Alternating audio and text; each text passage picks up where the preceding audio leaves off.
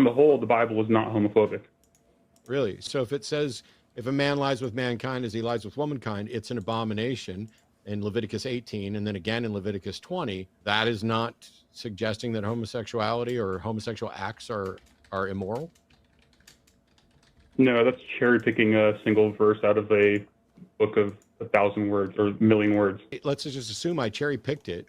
What does that verse mean when it says, if a man also lies with mankind as he lies with a woman, both of them have committed an abomination, they shall surely be put to death, their blood shall be upon them? What does that verse mean?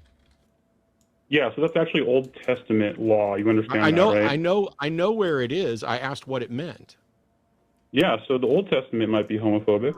Yeah, so the Old Testament might be homophobic. Isn't the Old Testament part of the Bible? Yes.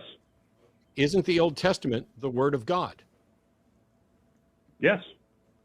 So the You have Word to of look at it God. in context, though. I'm literally, JP, I've asked you, what does that verse mean? If there's context to that verse that you'd like to provide, I'm fine with that. I'll provide it right now. Because Yes. I literally asked you that question. But when I say, what's that verse mean? And you say it's cherry picking. And when I say, what does that verse mean? And you say, that's the Old Testament. It sounds like you're just making a bunch of bullshit excuses instead of explaining what the verse means. So what's the verse mean? No, I'm explaining the larger context. I'm looking at this from a bird's eye I'm point of asking view. you, It really what does is. the verse mean? You have one last chance to tell me what the verse means.